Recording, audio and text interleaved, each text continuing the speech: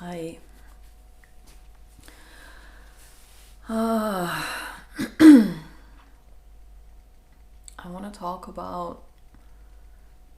Don't really have.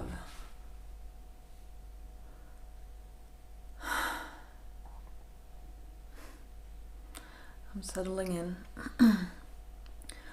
I want to talk about what I've experienced inside myself,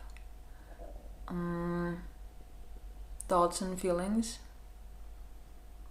understandings, and I don't have anything specific that feels important to say. I want to talk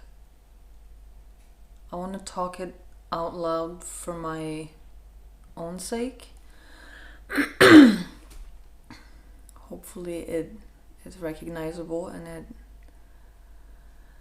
helps you as well. I am, heads up, not super centered. I do not have like the greatest sense of awareness. I'm in it, but not drowning in it, but I think there's quite a high probability that I'm in energies or feelings that I'm not fully aware of. I think there's some I'm not aware of at all, actually. And I have zero structure to what I'm about to say. I'm also sitting with, because some of the things that I was thinking that I wanted to talk about, I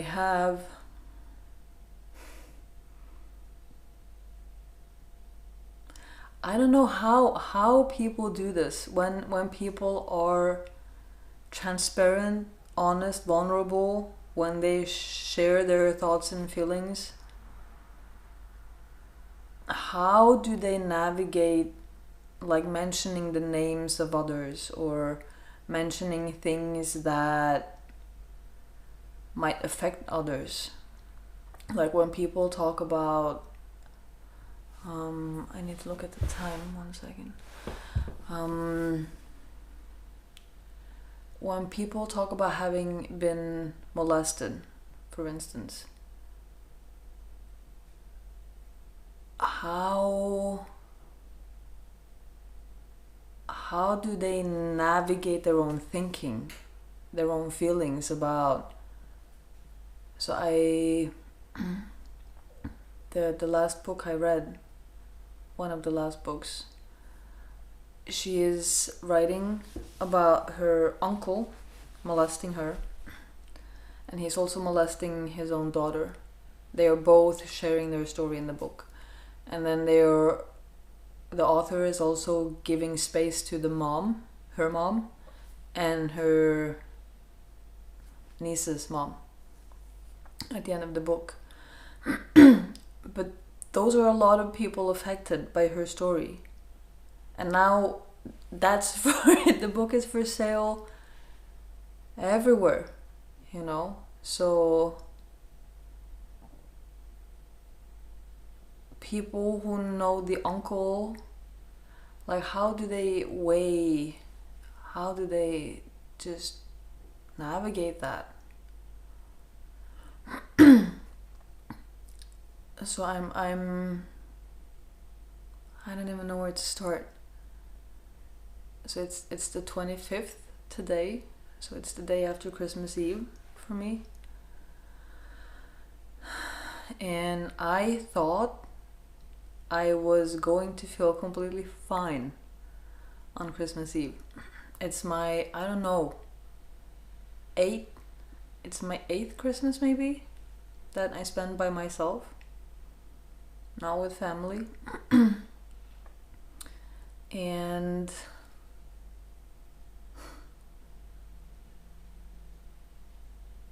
I'm thinking I might give a heads up that I'm probably going to cry at some point. I can feel that's in the background. There's like a strange mix of anger and desperation, despair, pain, just sadness, grief. Yeah, I thought I was going to be fine yesterday. I felt so fine in the days leading up. And yesterday morning I was so angry. I was angry. I keep saying this lately that I was angry in a new way. I'm tasting like different flavors of anger. And I think I recognized this anger from these times, like around Christmas, New Year's, where I'm getting into this this feeling state of I don't give a fuck in this very particular way. I'm like, I just want to tear things down. I'm like, fuck the consequences. I'm normally so considerate, like consider this and consider that and consider myself and consider all the parts and all other people, and just I get into this space of like, I'm so fucking fed up.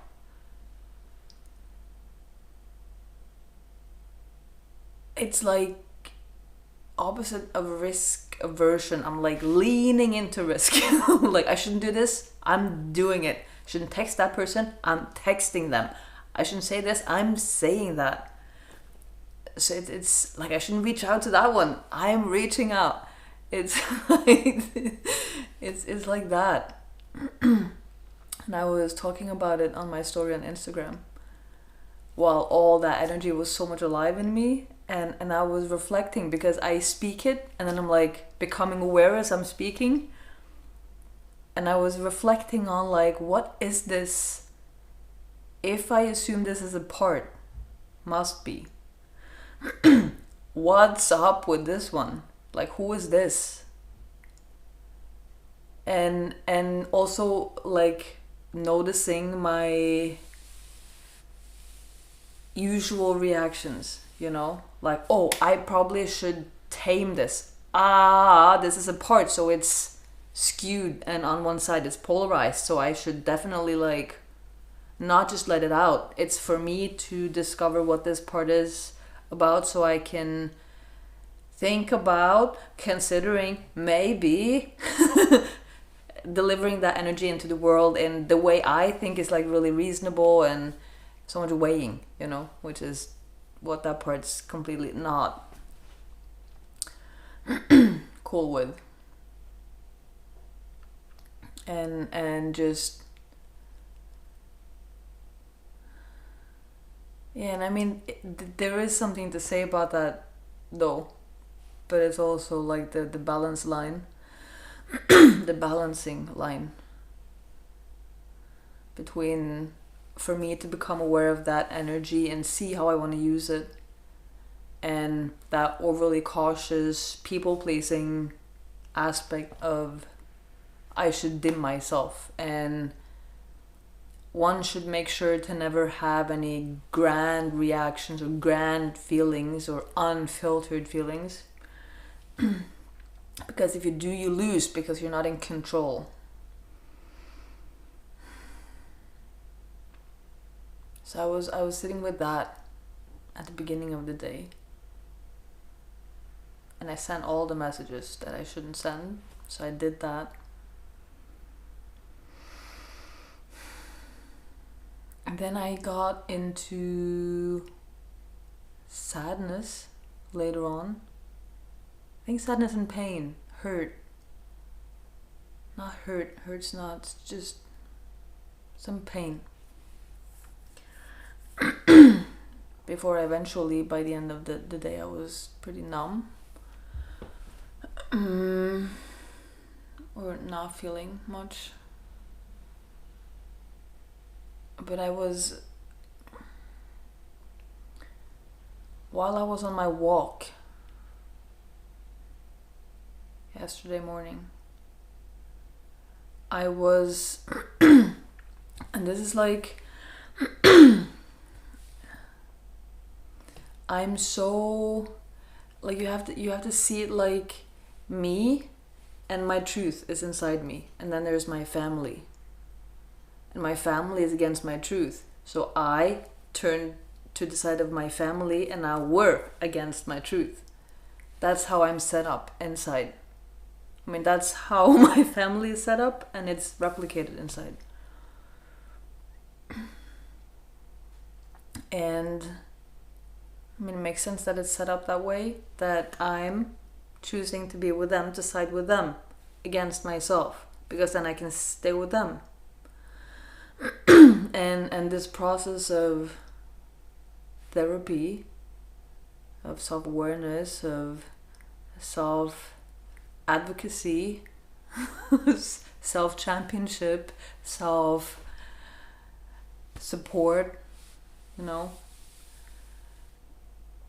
and it's so like of coming to my own side. And it's so much fucking work. You should think that, okay, seeing that that's the dynamic, now you're aware. Like, no, it takes, for that to fully sink in, it's years.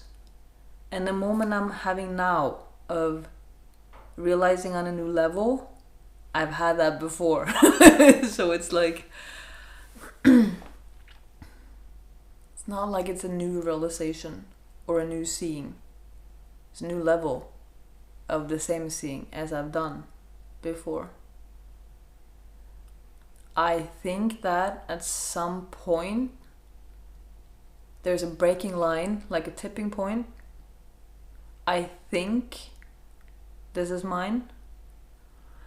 And I felt for a few months maybe that I cannot pretend. I cannot keep pretending. I can't. And that's been like slowly, that ball's been rolling slowly, like it's been slowly trickling inside. and as I was on my walk, this is quite all over the place. As I was on my walk yesterday, and I was like just looking, you know, in my mind's eye. I was looking at my family, myself, my truth, like kind of separating those two, seeing how I navigate situations with them.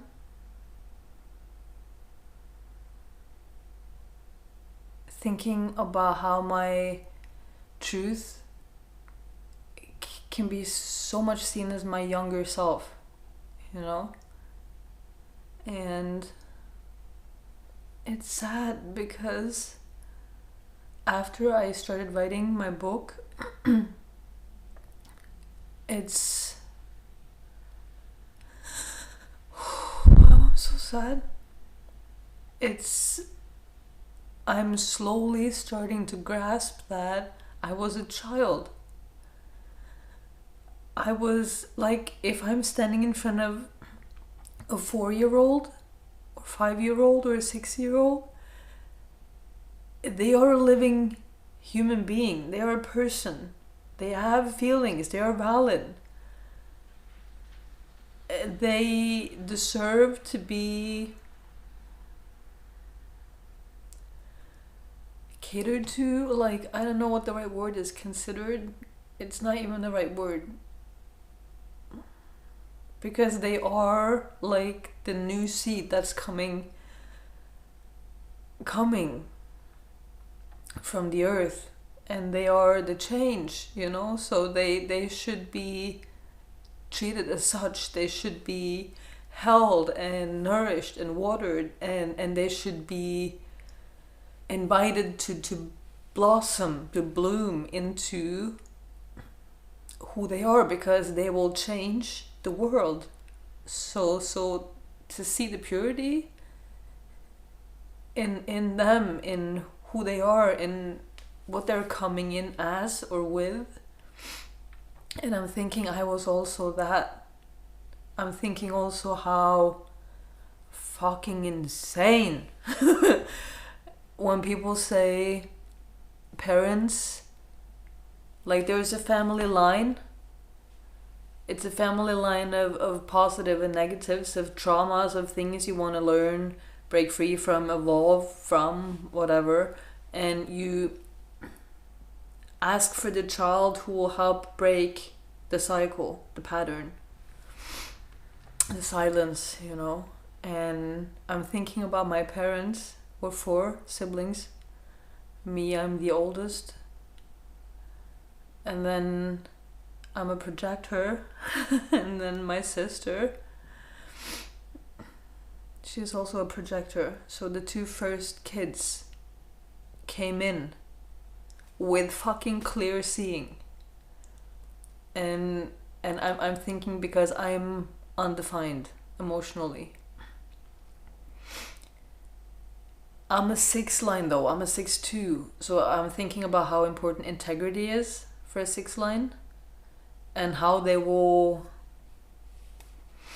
be the example.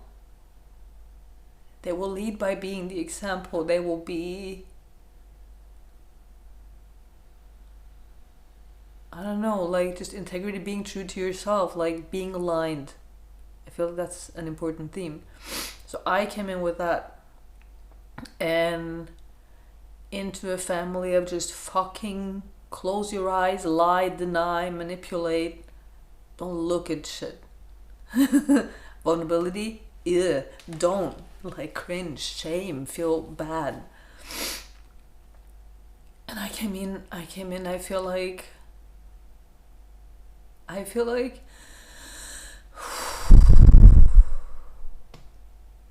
not that everyone aren't innocent, but I feel like some people have more innocence, and I feel like I'm one of those. That there is a level of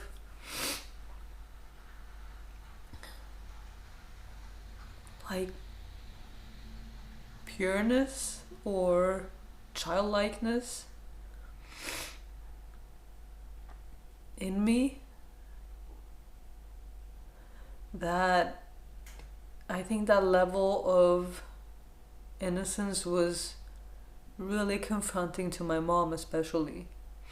Not going to talk about what that did for my dad, because I'm getting dizzy just thinking about how alluring that must have been for him.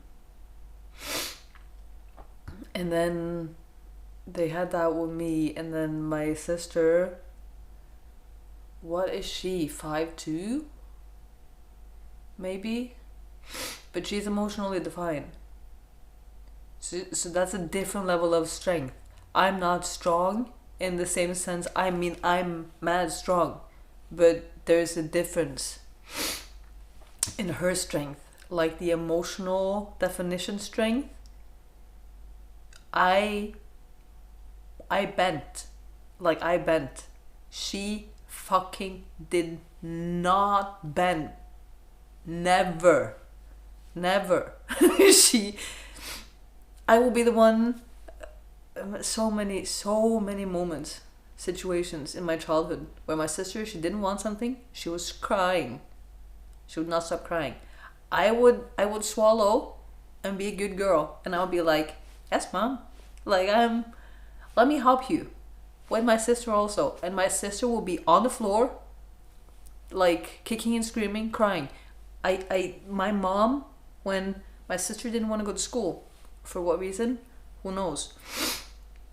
There was a reason though, 100% believe that. And my mom would have to carry her, try carrying a child that's kicking and screaming and doesn't want to go in the car. Forcefully carry her into the car, force her down the seat, she's still crying, screaming, and drive her to school. She did not bend. So strong. We had such a bad relationship. When I'm reading my diary, I hated my sister.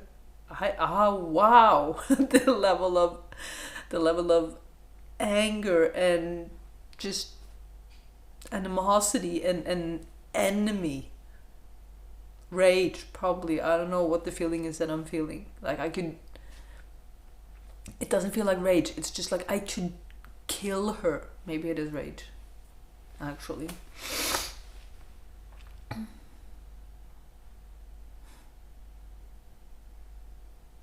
They got those kids.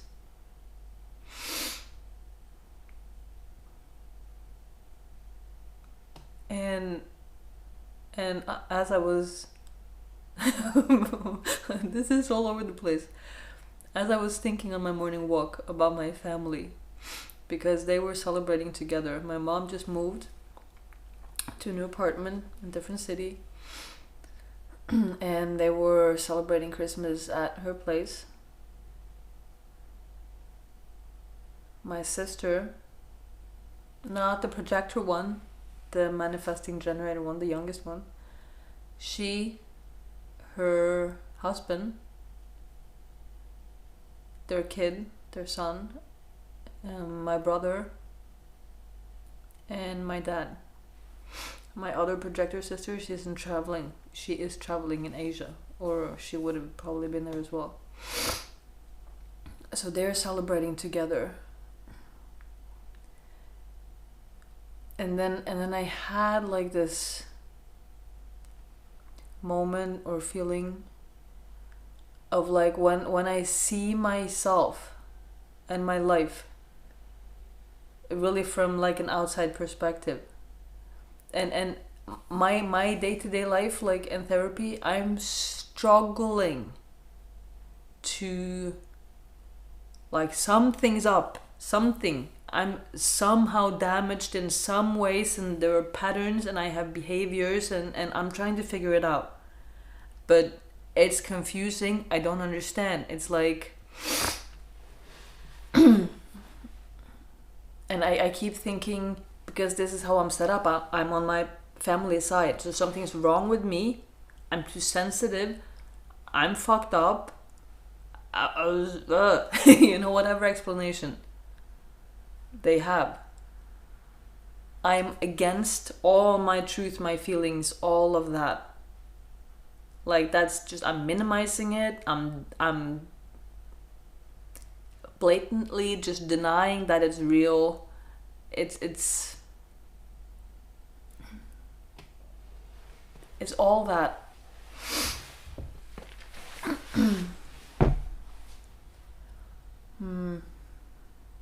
I lost where I was. Yeah, I was seeing myself. And I'm just seeing, like... I'm seeing my 20s, and I'm like... Yeah, I was in therapy. And I was in therapy, right? Oh, also when I was 11, I was in therapy. And I was in therapy again. One more time. Oh, I'm in therapy again now. And I'm looking, like... I've been in therapy throughout like a decade. Yeah, that's 10 years, right? I've been in therapy my whole adult life. Who does that? Not someone who's not struggling with something, right? And then I'm seeing myself in this fog of confusion, of just like trying to figure out what's wrong with me. And it's like, when I say I was sexually abused, I don't know, because I don't have conscious memory. And this is only like what I've landed on, or I'm thinking is what's happening, or what happened in like the last years. All the times I was in therapy in my 20s, I thought I was in therapy for something. I thought that was a problem, but I'm thinking now that I was molested, that that was really what was underneath it all. And then I had like symptoms, and I was in therapy for the symptoms: eating disorder, anxiety, depression, self-hate, and no one took like what was underneath that. And I mean, I didn't know. How could they know? On the other hand, are they not supposed to know? Or not know, but suspect and have some framework to chip away in some way. But then as I was seeing like just this fog of confusion I've been in, and to some degree still I am in, and then thinking about how, well, I had two thoughts at the same time now, so I lost them both. Yeah, I was seeing how I have showed up towards my family, and I was just seeing like I still was living at home, I think, when I was asking my mom, can we have family meetings because we need to talk things through, because it's not okay, it's not working, it's nothing is fine, you know. And it's surreal because my mom, she told me a few times like, yeah, the last years with your dad, because they're divorced now, they were not good.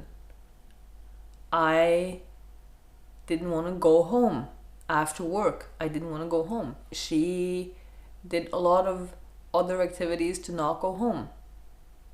It's the power you have as an adult. Not the same when you're a kid.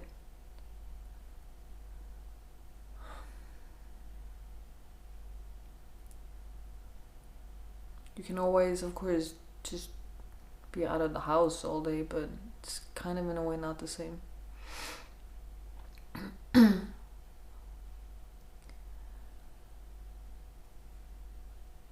I keep losing it.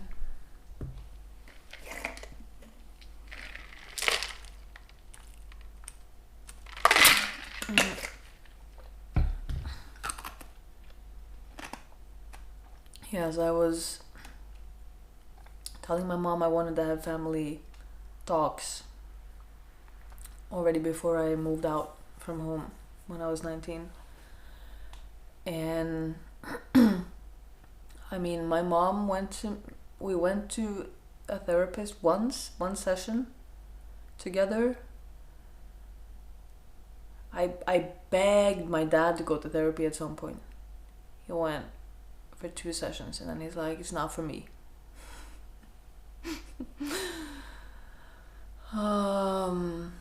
Wonder why. That's why I'm laughing. Wonder why that was not for him.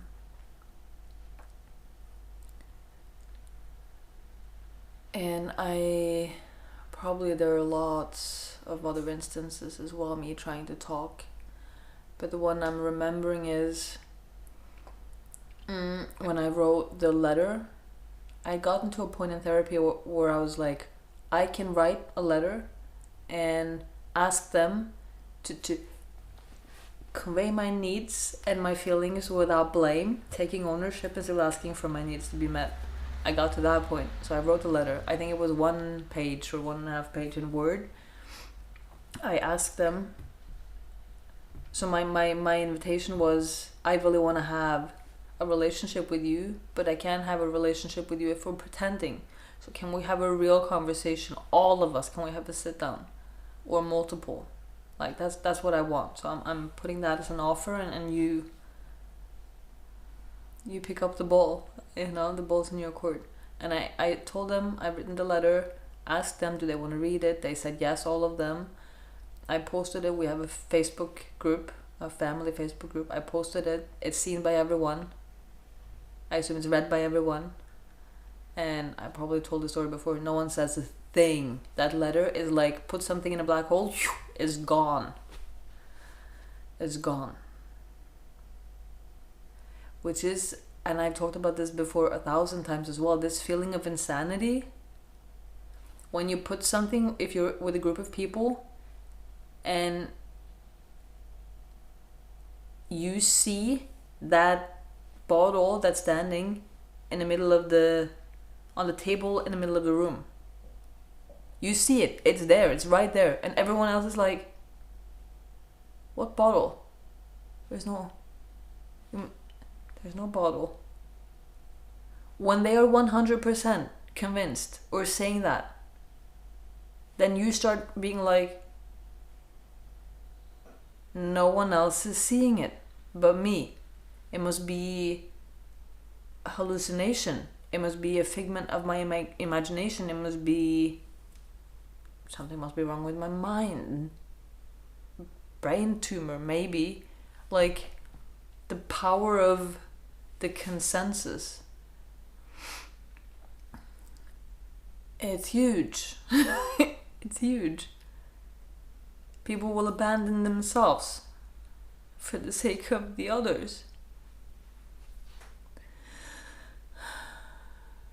And I think a healthy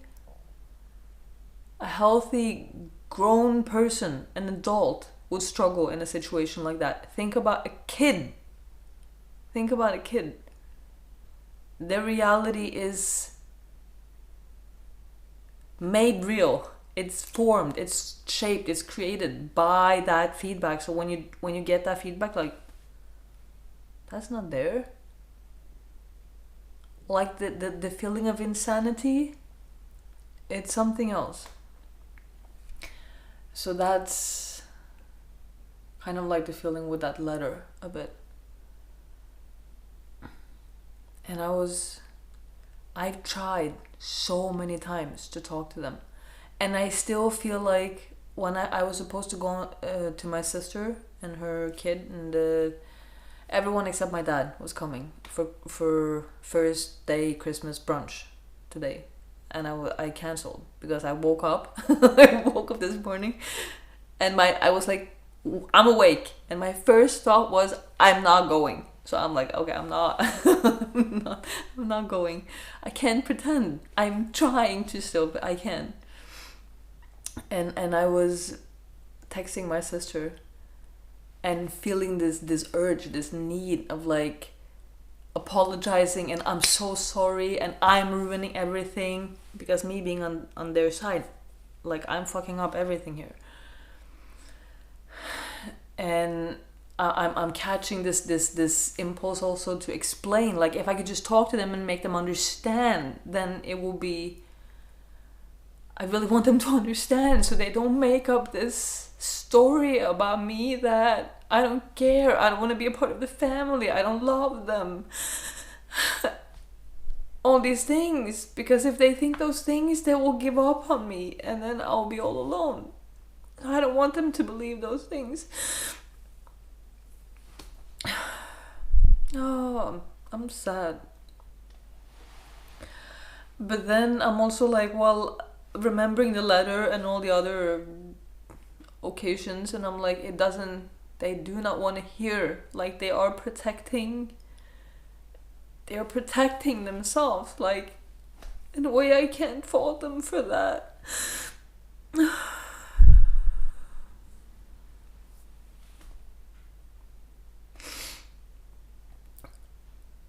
Like, only an insane person goes to therapy and unravels all this pain that I'm dealing with.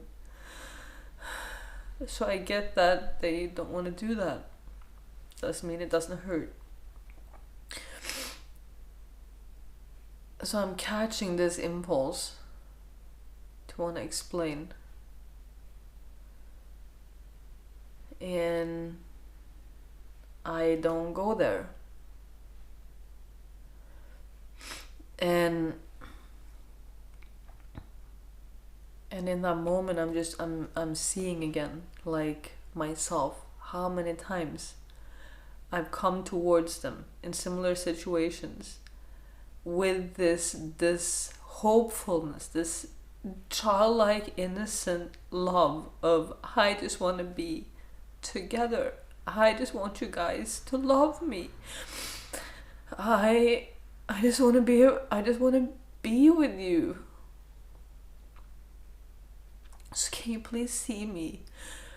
Can you please hear me? Can we talk?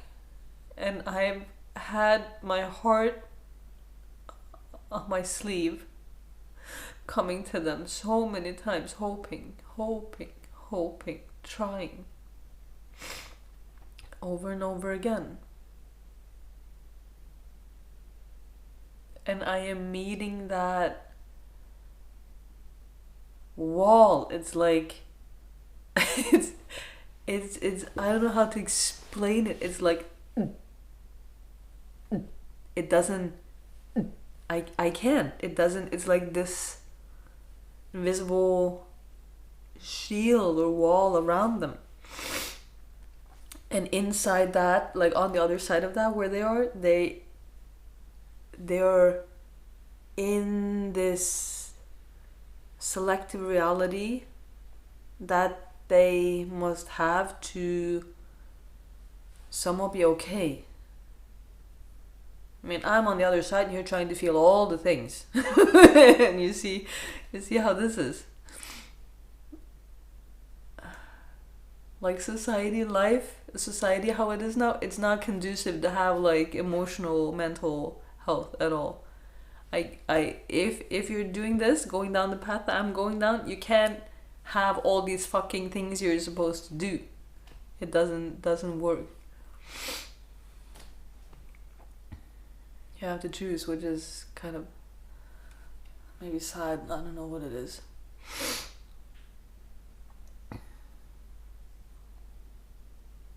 I felt also in the last 2 days, 3, I felt so strange in my brain. Like something's going on in my brain.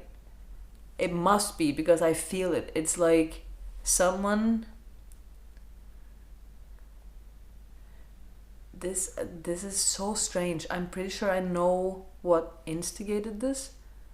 It was one situation where I made like a conscious choice where I have never made that choice before. I've been in denialism in that situation before. And for the first time, I decided, I managed to be in reality, and I'm like, I'm making a conscious choice to say yes to this. Instead of pretending within my own head. And I think that really did something. And I've said many times in therapy, I think I've talked about it here as well, like the top world and the down world. And I feel like I always do like this. I feel like this is where my family lives and I have to be like up here. But inside my emotional world, that's like the down world. It's a lot of pain and darkness. It's like going into a basement and there's things. That's what it feels like. It's very like real and grounded. It's very at the center of my being down. Which it feels so real to be there. Like I love it, but it's struggle also. And I feel like I'm having a hard time saying this because I think I have like minimizing things going on.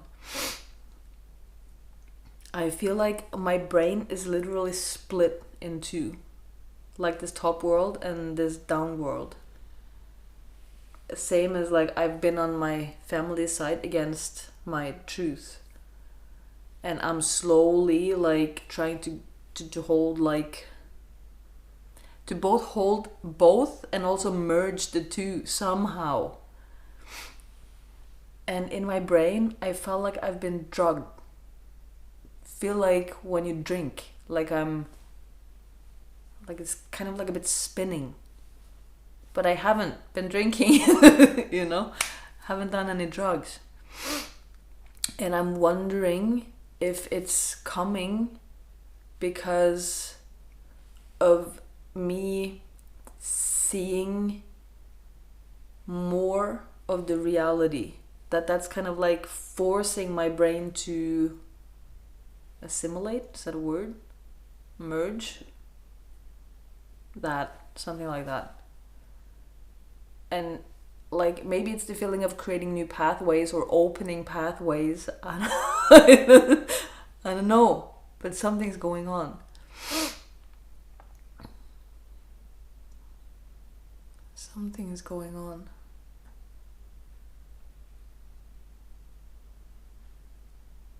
It feels kind of uncomfortable. I'm a bit surprised I didn't have any anxiety attacks or panic attacks as a result, because in the past few years when I've had this feeling in my brain, I go into panic quite easily. I want to share something else as well, I think.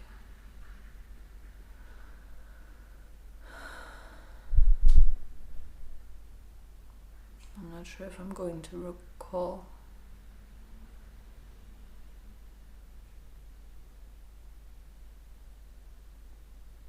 Can't remember.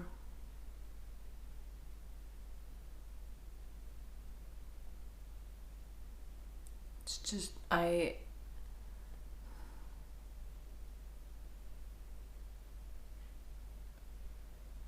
the feeling of like telling my sister and my brother also that I couldn't come after all today, and they are kind of like, their messages, they're kind of along the lines of get well, hope you feel better soon. If I was actually molested, which is, it's like all these things that I'm struggling with that lack like a starting point. If I put in I was molested, the whole line of things that I'm struggling with makes sense. It's just like a perfect domino fucking thing falling, you know? So if this is actually the reality, that happened, it's so deeply suppressed because it had to be, and I was so young, I think. There's not get well, like it's not like get better. I mean, of course, healing therapy, dealing with it in that sense, find your way to health and life, you know. But it's not like how I think or how I feel like they mean it. It's like, oh, hope you get better and put that past you so we can have like the normal life that we usually have. It's not forgettable. I wanted to say also, in the book I read about the girl that was molested by her uncle, and he also molested his daughter. The first one, the niece, when she told, she was not believed or heard. It was not handled correctly at all, whatsoever fucking ever. And with the daughter, it was handled correctly. And the difference is huge. The daughter, she has an okay relationship with the family, with her mom. Like, sounds kind of like a good relationship. But the niece, she wasn't believed. It's like she can never, from what I felt, she can never have that closeness with the family because they didn't believe her. She wasn't believed. It's the second trauma they write in all the books. Like, the first trauma is the molestation, the rape, the abuse, the incest, and then the second trauma is not being believed. So I've asked myself, like, what if I get to this point of like I can't pretend, so I'm breaking free or away. In a way, I'm not pretending anymore. If that will cause them to want to talk, and if that happens, lots of ifs and all that, but if that happens, is it too late?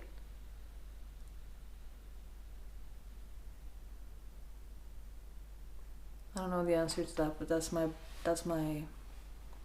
the question I've been sitting with. Thank you for listening. And for being here. I will peace out now. I'm that. I'm done.